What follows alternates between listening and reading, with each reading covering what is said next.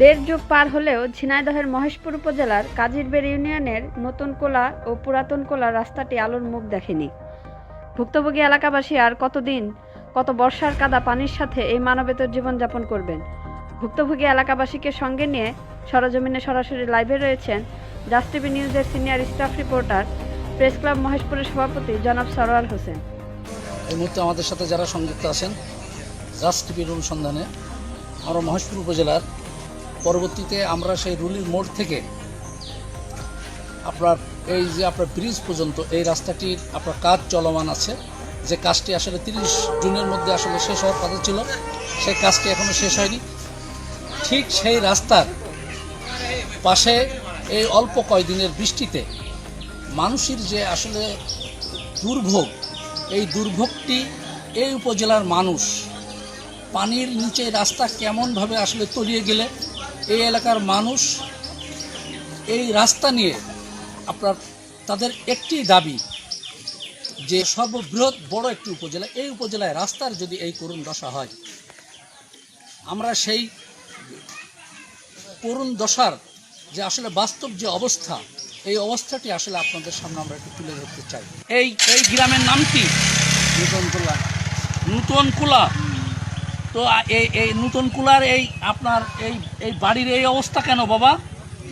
এই অবস্থা রাস্তাঘাট পানি ভরায় যে আসলে তার সাথে কথা বলবো, আপনার নাম কি মাগো? আমার নাম সবরা খাতুন। আপনার বাড়ি কোনটা? এই তো এই দেখো না, এই যে পানির নিচে আছে যেটা, এটা এটা এ কতদিন আপনার পানির নিচে আছে? বছর বছর হার আমার থাকি প্রতি বছরই। প্রতি বছর। আসলে আমরা একটু এই এলাকার, আপনার নাম কি বাবা? আপনার বয়স কত? 65 বছর। আসলে আপনার এই যে রাস্তার এই অবস্থা কতদিন ধরে?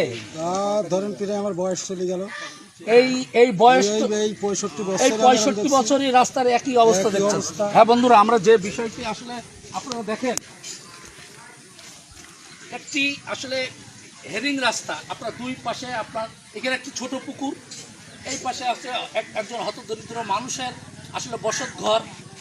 আমরা জানি যে রাজনৈতিক নেতৃবৃন্দ যারা আসলে এইসব এলাকায় সফরে আসেন, তারা আসলে কথা দেন যে রাস্তা হবে, রাস্তার কাজ চলমান। আসলে মানুষের এই মিথ্যা আশ্বাস মানুষ আর চায় না।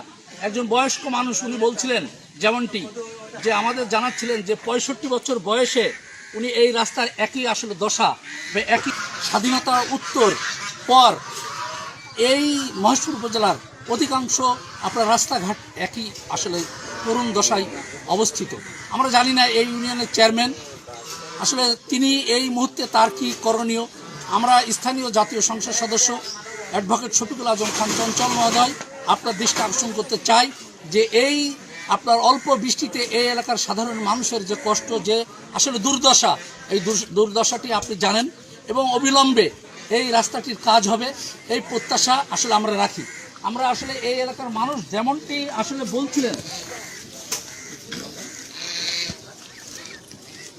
একটু এইরকমভাবে আসলে মানুষের আসলে চলাচলের যে বিষয়টি, এটা আসলে অত্যন্ত অমানবিক যে বিষয়টি, সেই বিষয়টি এই এলাকার মানুষ আসলে ভুক্তভোগের আপনার যে স্বাভাবিক যে আসলে গতি, সেই গতিটি আসলে রাখা উচিত।